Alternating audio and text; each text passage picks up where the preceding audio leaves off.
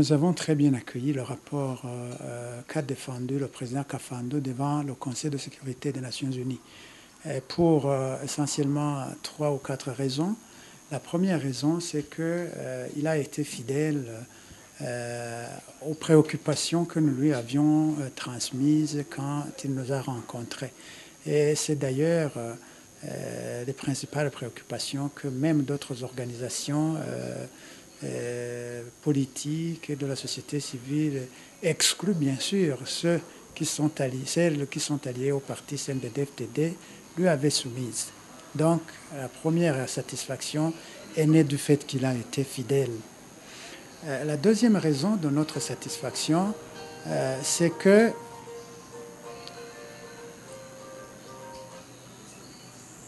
il a insisté sur le fait que toutes les parties en conflit devaient se mettre sur la même table de négociation sans précondition.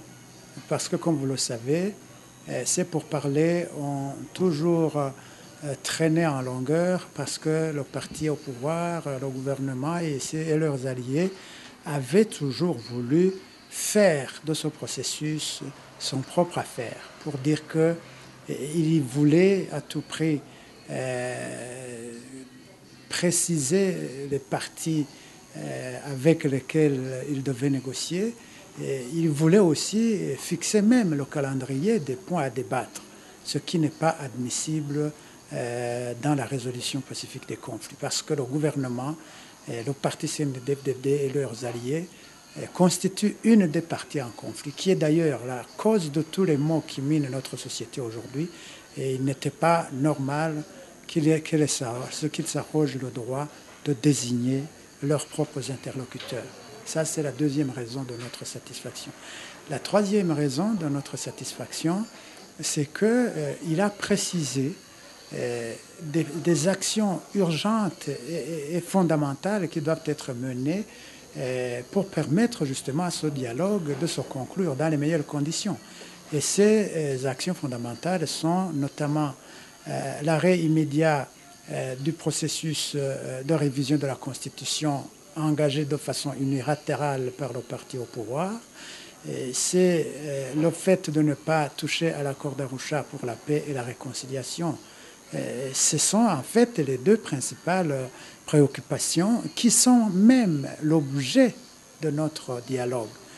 Si donc la latitude était faite au gouvernement d'en faire ce qu'il voudrait, cela signifierait que ces pourparlers perdraient de toute substance.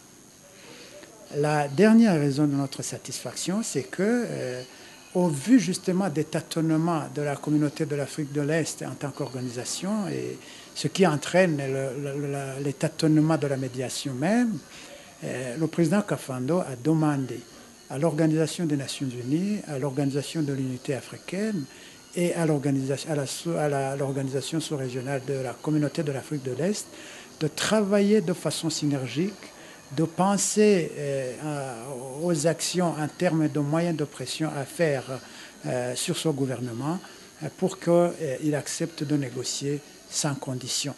C'est une façon en fait de reconnaître que la conjugaison des efforts de toutes ces organisations est la seule voie capable de faire fléchir le gouvernement dans le sens d'accepter de négocier sans condition.